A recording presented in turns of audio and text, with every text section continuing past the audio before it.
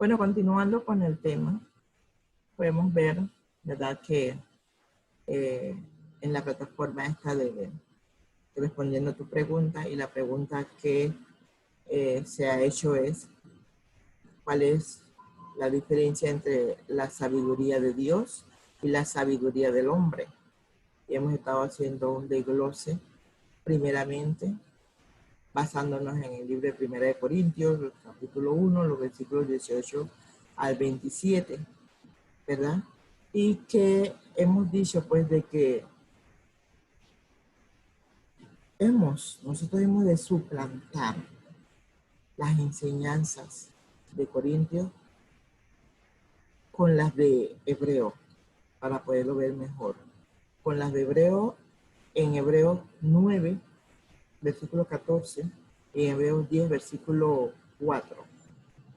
Porque ahí podemos ver, si hacemos esta sincronización, una armonía total de las Escrituras.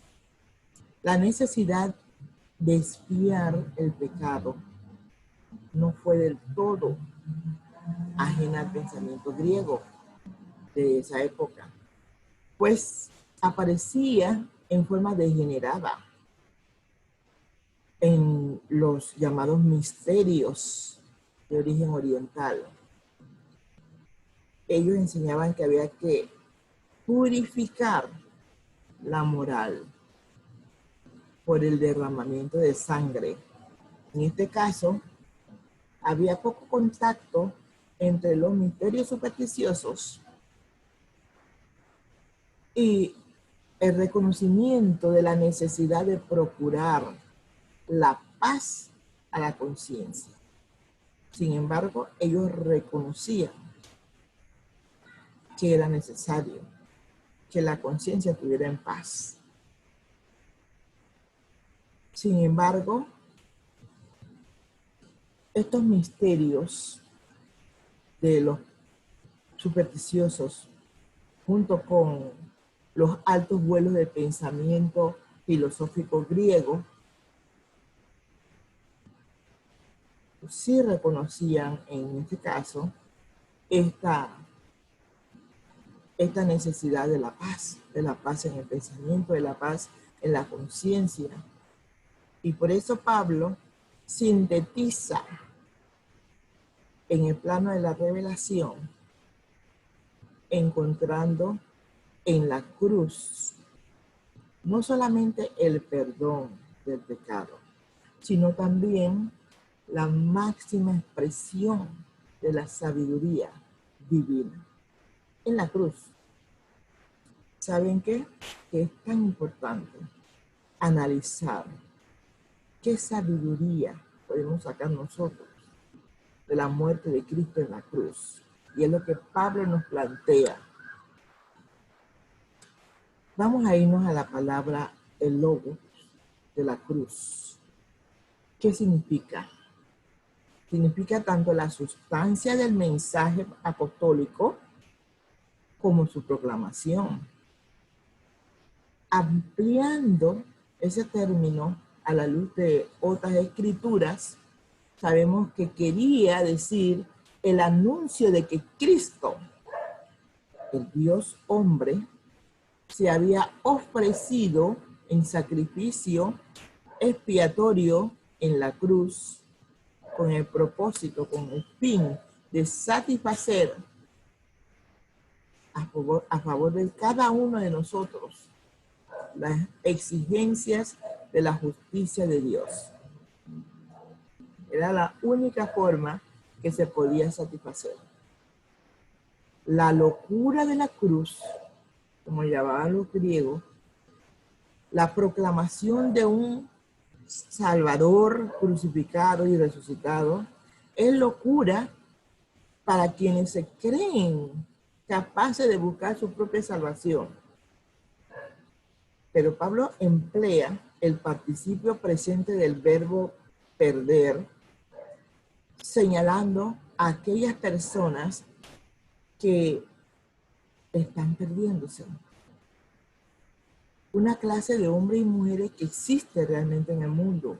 Hay muchas personas que están perdiéndose. Fundamentalmente es el orgullo personal o el amor al pecado, en algunos de sus múltiples manifestaciones, lo que aleja al hombre de la cruz. La cruz es la potencia de Dios. La última parte del versículo 18 de esta cita que les he dado destaca otra clase de hombres, aquellos que están siendo salvos, que Pablo identifica como nosotros, los creyentes en Corinto y en todo el mundo, conscientes de su propia flaqueza, de su propio fracaso, ven en la cruz la potencia de Dios. ¿Para qué? Para su salvación. Cuando decimos ven en la cruz la potencia de Dios, estamos diciendo que con la muerte de cruz se pueden salvar. Eso es lo que viene siendo la potencia de la cruz. Por esa razón, ellos ven eso de esa manera. Nosotros hubiéramos esperado que Pablo contrastara la locura con la sabiduría, que es antítesis que se da más adelante, ¿verdad? Pero que el que se salva necesita en primer lugar la manifestación de la potencia de Dios en su vida, que le libre del pecado y del mundo. Tal potencia se encuentra únicamente en la muerte y en la resurrección de Cristo. Si nada más Cristo hubiera muerto y no hubiese resucitado, no se iba a poder dar eso. Era necesario muerte y resurrección. Esto es importante que se tenga claro. Así que el sabio de este mundo queda fracasado. Y lo dice 1 Corintios 1, capítulos 19 al 21. Estos dos versículos van a resumir dos citas del Antiguo Testamento. La primera sacada de Isaías 29, versículo 14, y la otra de Isaías 33, versículo 18. Ambas, según la versión griega llamada la Alejandrina, Pablo no pretende darnos una exposición de estos textos, sino que nos hace ver que el fracaso de la sabiduría humana es algo muy conocido en el Antiguo Testamento. En Isaías 33, 18, según la versión hebrea normal, los escribas son los contadores de las propiedades al servicio del fisco de la potencia extranjera que entonces ocupaba Israel, no debiendo confundirnos al identificar el uso de esta palabra con el que se da en el Nuevo Testamento. Vamos a repetir, sin embargo, que no se trata de interpretaciones, sino de utilizar conocidas frases del Antiguo Testamento que se prestan al argumento del apóstol Pablo. Su valor, inspirado en nuestro contexto, se deriva del uso que Pablo daba o hacía de ellas, mientras que en su contexto original deben ser sometidas al proceso exegético normal. La cruz proporciona la sabiduría de Dios. En la cruz vemos la sabiduría de Dios. Y ahí los versículos subsiguientes te lo pueden confirmar. La providencia de Dios. Dios utiliza el fracaso de los sabios en Corintios, el versículo 21, en donde los rabinos judíos, confiados en el valor de sus tradiciones, Los romanos, orgullosos de las fuerzas de sus legiones, además de los griegos, rodeados de la gloria de la civilización, no tenían, en forma general, la menor idea de lo que Dios había realizado en Israel durante el ministerio, durante la muerte y la resurrección de su Hijo. No conocieron a Dios ni por las obras de la creación, ni a través de su manifestación en Cristo. Se creían demasiado sabios como para detenerse frente a los actos que retienen, que son redentores y que Dios había llevado a cabo en Israel, que era el rincón insignificante del imperio, pero bien que el testimonio de los milagros no dejaba de despejar cierto interés en la zona oriental en ese tiempo. Y si nos vamos a la sabiduría humana, primero vimos la providencia de Dios. ¿Qué pasa con la sabiduría humana? En ese tiempo, convertida en locura. Eso determinó el gran hecho de la cruz en cuanto al proceso externo. ¿Cómo así?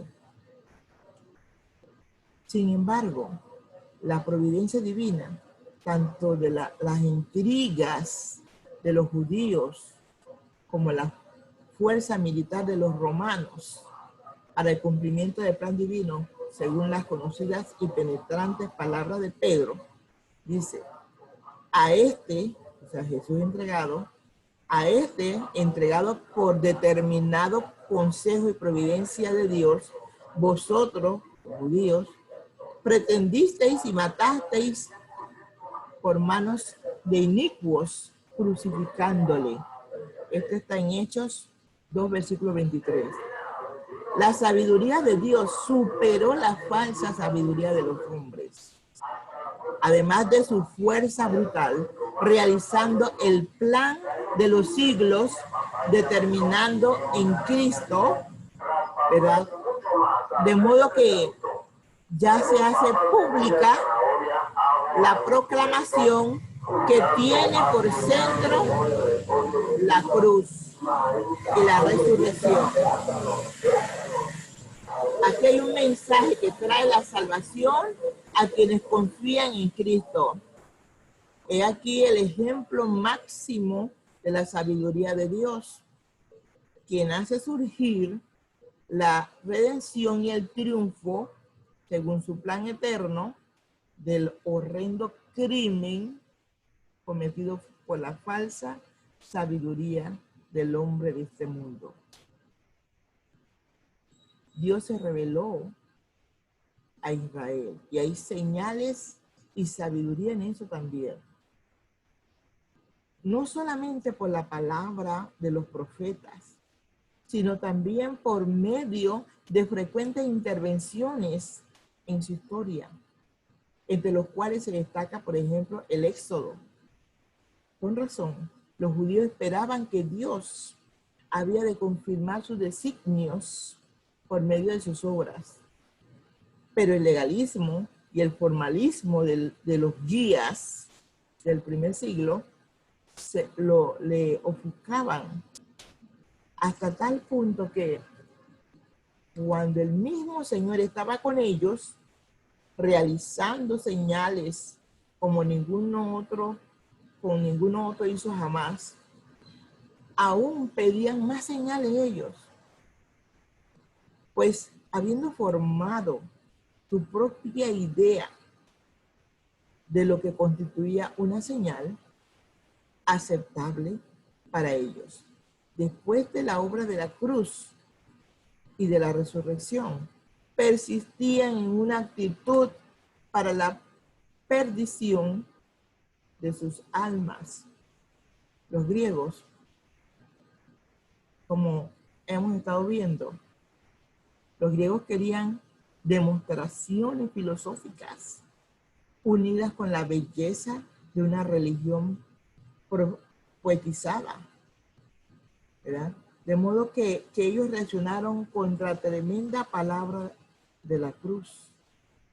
Espada de dos filos que primeramente descubría el pecado y la falsedad del corazón del hombre y después aplicaba el bendito remedio de una salvación completa gracias a cuanto significa la sangre de Cristo.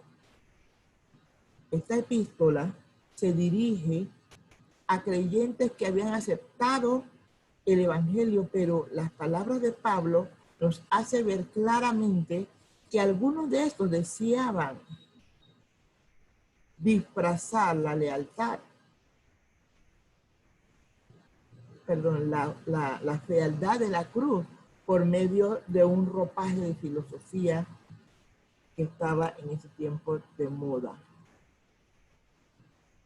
Cuando decimos, por ejemplo, predicamos a Cristo frente a las iniquidades y los caprichos tanto de los judíos como de los griegos, los apóstoles, ¿qué hacían? Insistían en exponer el camino único que Dios había revelado.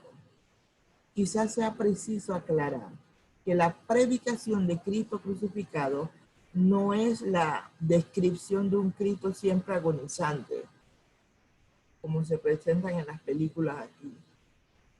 Eso es morbosismo. Eso es como exponer a la lástima a las almas sentimentales. No más lejos del pensamiento paulino esta vez.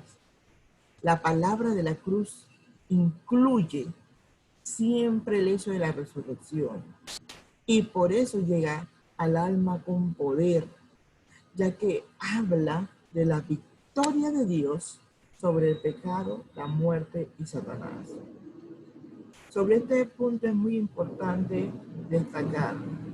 Por ejemplo, en la Semana Santa siempre algunas iglesias tratan de destacar la forma como fue golpeado, maltratado, humillado, como Cristo estaba ensangrentado cuando le pusieron la corona de la cruz, cuando lo golpeaban con los látigos, y explicar que tenía esos látigos en el extremo que desgarraban, donde golpeaba, desgarraba, todo ese aspecto. Eso no es lo que Cristo quería que se estuviera predicando, sino la resurrección. La resurrección. La muerte, Cristo señala allí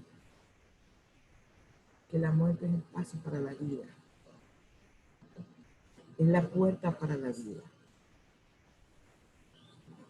Él acepta con humildad todo lo que le quieran hacer, porque sabe que le va a volver a su Padre. Nosotros actualmente, cuando estamos cerca de la muerte, sufrimos mucho. Nos desesperamos, nos angustiamos. Estamos con Cristo, sabemos que ese es el camino que tenemos que tomar para llegar al reino de los cielos, para llegar a nuestro Padre, para convivir eternamente con Él, para estar en presencia de Jesús, que lo conocemos de corazón, no lo conocemos por vista, pero creímos en Él.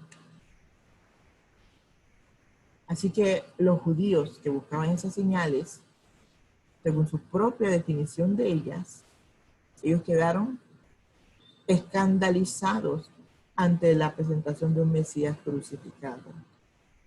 Mensaje que creían incompatible con las profecías del Antiguo Testamento, entendidas a medias, donde quiera que anduvo Pablo y sus colegas, ellos estaban predicando siempre a Cristo crucificado, con referencia especial a su testimonio en las sinagogas.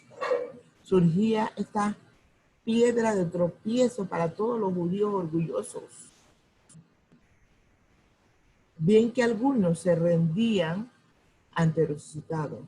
Para los griegos, a no ser que el Espíritu Santo hubiese obrado poderosamente en sus corazones con anterioridad, el anuncio de un Dios crucificado en Jerusalén por orden del gobernador romano Poncio Pilato resultaba para ellos ser algo grotesco, completamente ajeno a sus conceptos de la vida y pareciéndoles una verdadera locura.